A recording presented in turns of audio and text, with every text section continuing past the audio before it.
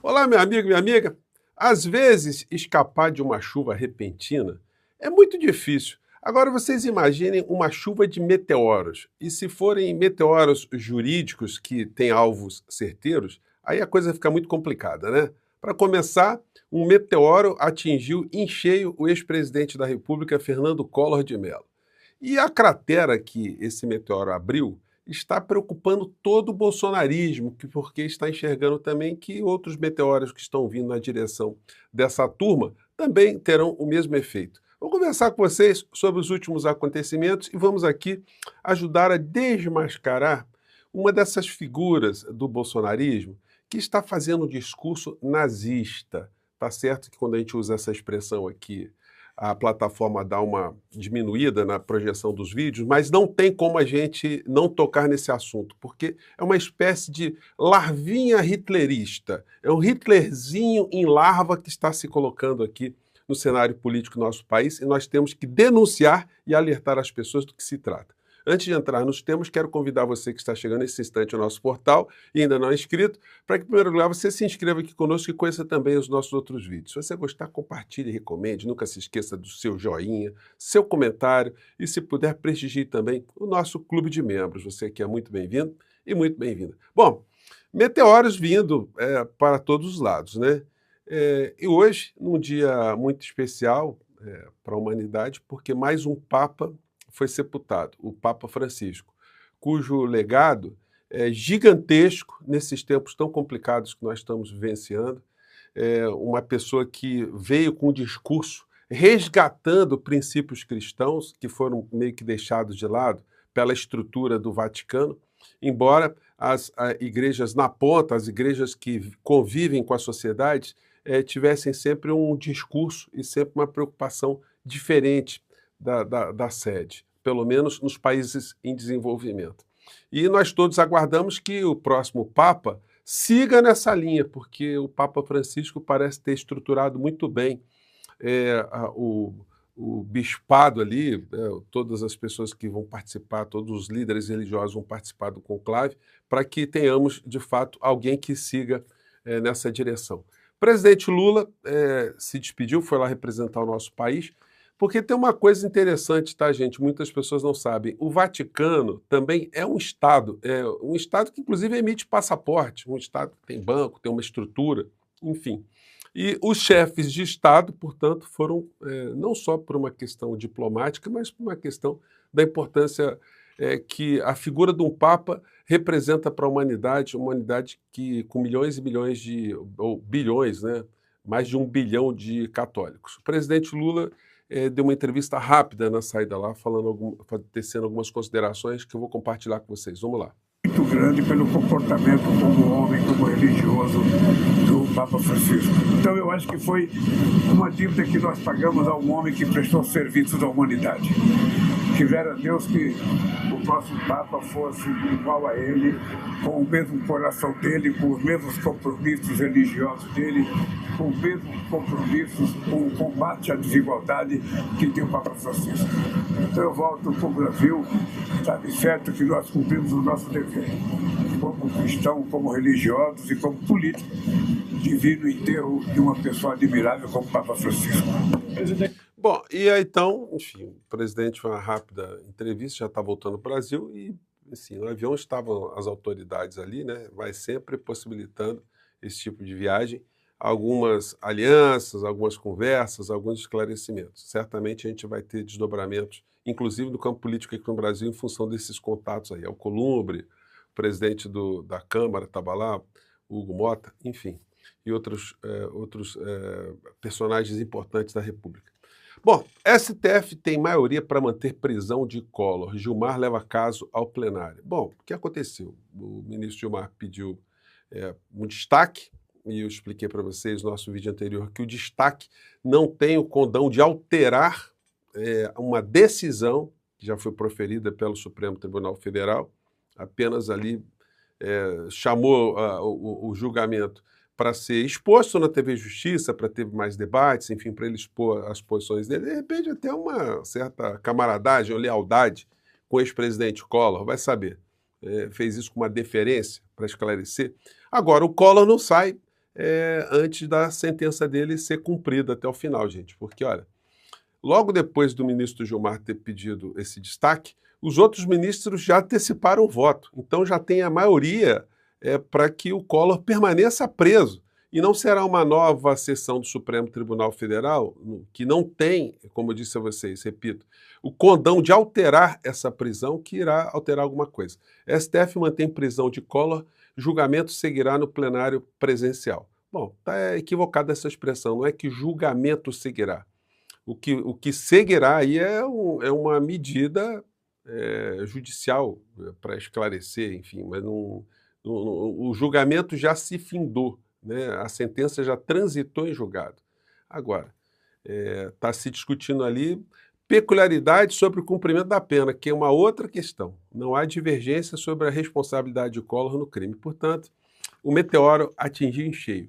E ao atingir em cheio, está deixando muita gente desesperada no campo do bolsonarismo, porque eles estão percebendo que o caminho será o mesmo. E olha só, após prisão, PRD expulsa Fernando Collor de Mello, que é o partido que o Collor estava afiliado, né? Ele disputou a eleição lá para a prefeitura de Maceió, ficou em terceiro lugar, pelo PTB. E aí depois se filiou esse partido PRD, né? E o partido está expulsando a criatura.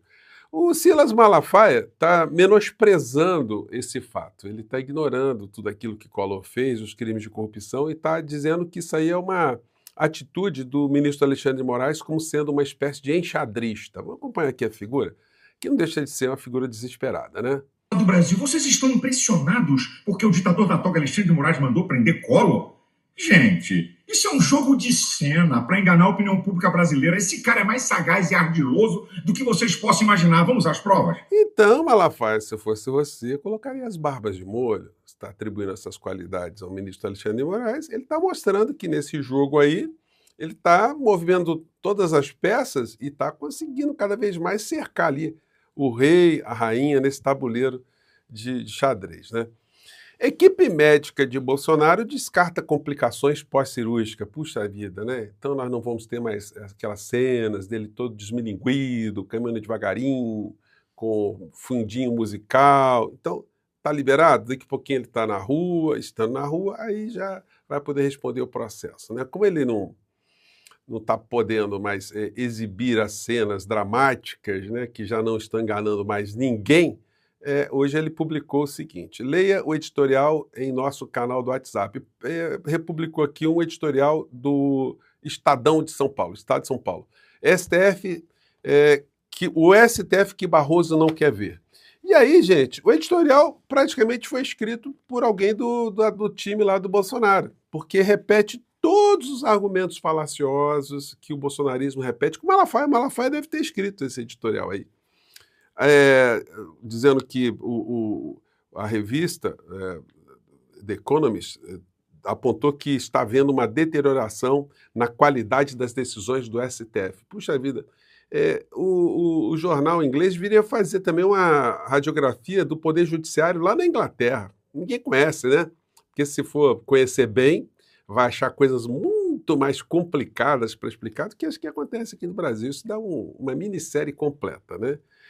Que está havendo a degradação das decisões, minam também a confiança pública. Então o Supremo Tribunal Federal tem que ter um departamento de marketing, né? Para quando fizer uma decisão, fazer uma propaganda maciça, né? Para justificar. Gente, o Poder Judiciário não existe para isso. O Poder Judiciário muitas vezes desagrada grande parcela da sociedade. Aliás, tinha um desembargador, professor Najib Slaib Filho.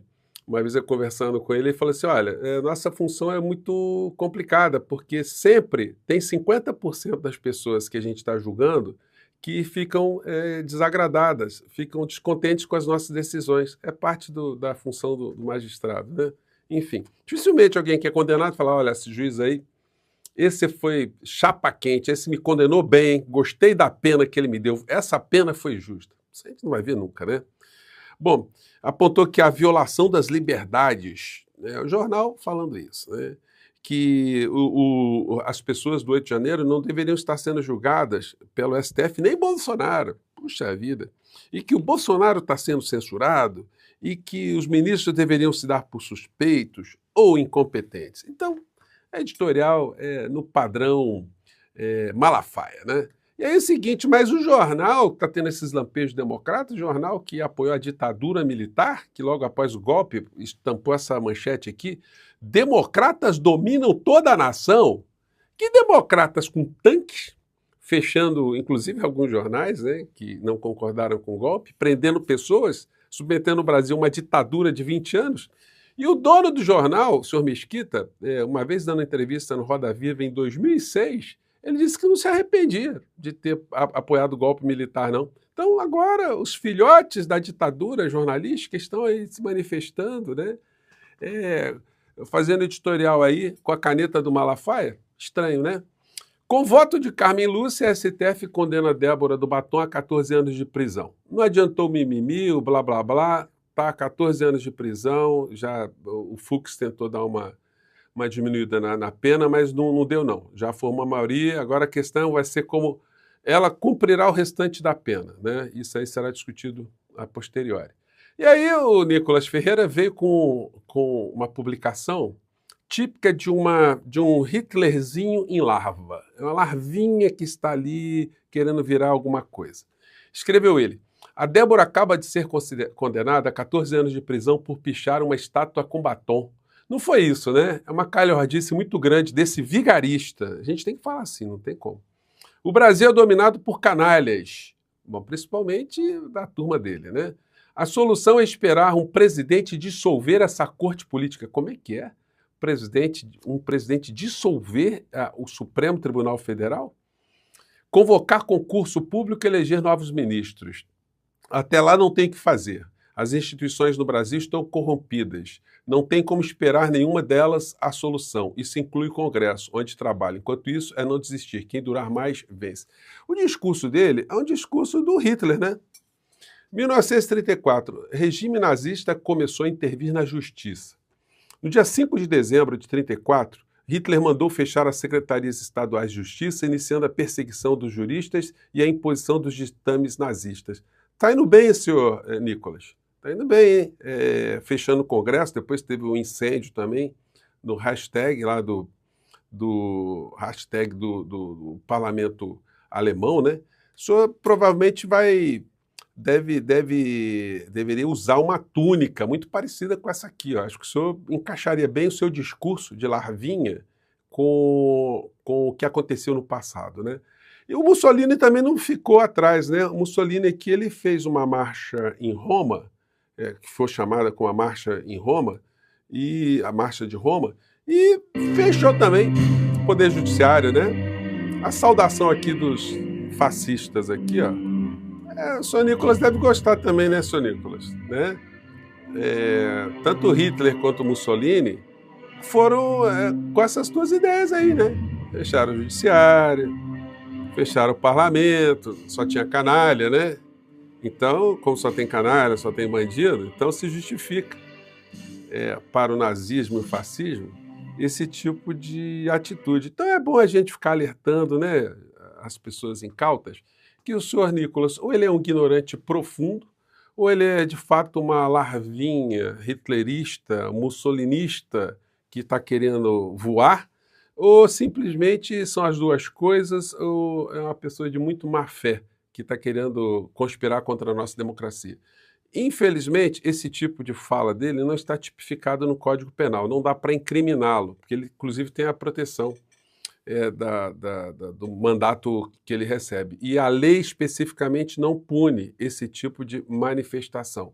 Mas esse germe aí acaba insuflando pessoas a praticarem atos extremados. Aí as pessoas caem nessa lábia, cometem atos extremados, vão para a cadeia, e depois vêm os mesmos canais que insuflaram essas pessoas, vêm a público para pedir anistia. Mas a gente está aqui para alertar, né, a sociedade do comportamento dessas larvinhas aí. Gente, eu fico por aqui, mais tarde a gente volta. Um grande abraço, tchau!